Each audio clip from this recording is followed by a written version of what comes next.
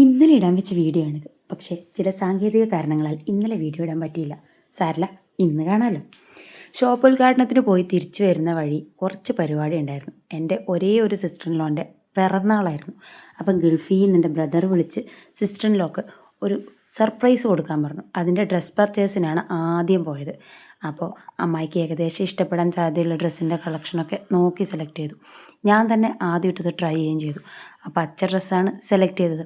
പിന്നെ അവിടെ നിന്ന് ഓട്ടോ ആക്കി നേരെ ഗിഫ്റ്റ് ഷോപ്പിലേക്ക് പോയി. ഗിഫ്റ്റ് ഷോപ്പ് മീൻസ് അത് ബേക്കിംഗ് ഷോപ്പാണ്, ബേക്കിംഗ് പ്രോഡക്റ്റ്സ് കിട്ടുന്ന ഷോപ്പാണ്. അവിടെ ഇതുപോലത്തെ ബോക്സസും ഫ്ലവേഴ്സും ടോപ്പേഴ്സും ചോക്ലേറ്റ്സും അങ്ങനെ അതൊക്കെ സെലക്ട് ചെയ്തു. ഇനി അതിലേക്ക് എല്ലാം സെറ്റ് ചെയ്ത് വെച്ച് വേണം അമ്മായി അറിയാതെ ഇത് അമ്മായിക്ക് കൊണ്ടു കൊടുക്കാൻ. കൂട്ടിന് നല്ല കോരി ചൊരിയുന്ന മഴയും കാഞ്ഞങ്ങാട് ബസ് സ്റ്റാൻഡിലെ തിരക്കും ഒക്കെ ഉണ്ടായിരുന്നു. പക്ഷെ ചെയ്യേണ്ട കാര്യം ചെയ്യാതെ പറ്റില്ലല്ലോ. അങ്ങനെ അവിടെ ഞങ്ങൾക്ക് പരിചയമുള്ളൊരു ഷോപ്പിൽ കയറി ഗിഫ്റ്റ് സെറ്റ് ചെയ്തു. കാരണം വീട്ടിൽ വീണ്ടും തിരിച്ചു വന്നത് സെറ്റ് ചെയ്ത് പിന്നെയും പോകാനുള്ള സമയമില്ല, ഇരുട്ടാവും. അതുകൊണ്ട് പരിചയമുള്ളൊരു ഷോപ്പിൽ തന്നെ കയറി അവിടെ വെച്ച് എല്ലാം സെറ്റ് ചെയ്തു.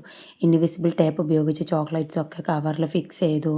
ദെൻ ഡ്രസ്സൊക്കെ നന്നായി മടക്കി അതിൽ വെച്ചു. ഇതാണ് ഫൈനൽ ലുക്ക്. എങ്ങനെയുണ്ട്? അപ്പോഴാണ് ഓർത്തത് ഉമ്മാക്ക് ഗുളിക വാങ്ങാനുണ്ട്. അപ്പോൾ ഓടിപ്പോയി അതും കൂടി വാങ്ങി.